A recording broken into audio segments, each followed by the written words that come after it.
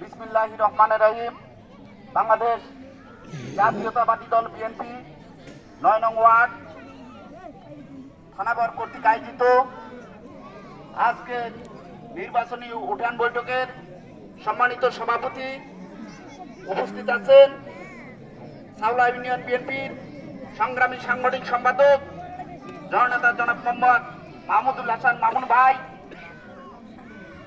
সাউলা ইউনিয়নের বিভিন্ন স্তরের নেতৃবৃন্দ, অঙ্গ সহযোগী সংগঠনের নেতৃবৃন্দ, আমার সামনে উপস্থিত অর্থ অঞ্চলের ভোটার ভাই, মা ও বোনেরা, সবাইকে আমার প্রাণপ্রিয় সংগঠন বাংলাদেশ জাতীয়তাবাদী যুবদল ৫ নং সাউলা ইউনিয়নের পক্ষ থেকে রক্তিম শুভেচ্ছা ও অভিনন্দন। সশ্রদ্ধ সালাম, আসসালামু আলাইকুম ওয়া রাহমাতুল্লাহ। হিন্দু ভাইদের প্রতি আদাব। সংগ্রামী সাথী ও বন্ধুগণ, আপনারা জানেন আজকে ১২ ফেব্রুয়ারি ২০২৬ বাংলাদেশ জাতীয় সংসদ নির্বাচন।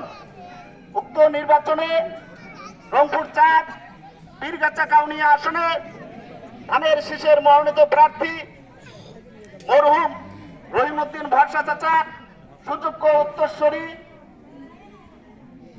পীরগাছা কাউনিয়ার আগামীর রূপকার জননেতা জনাব আলহাজ মোহাম্মদ ইমদাদুল হক ভরসা ভাই, সাউলা ইউনিয়ন যুবদলের পক্ষ থেকে আপনাদের সকলের কাছে ১২ তারিখ ধানের শীষ মার্কায় একটি করে ভোট চাচ্ছি, এই আশাবাদ ব্যক্ত করে সকলের দীর্ঘায়ু ও সুস্বাস্থ্য কামনা করে আমি আমার সংক্ষিপ্ত আলোচনা এখানেই শেষ করছি।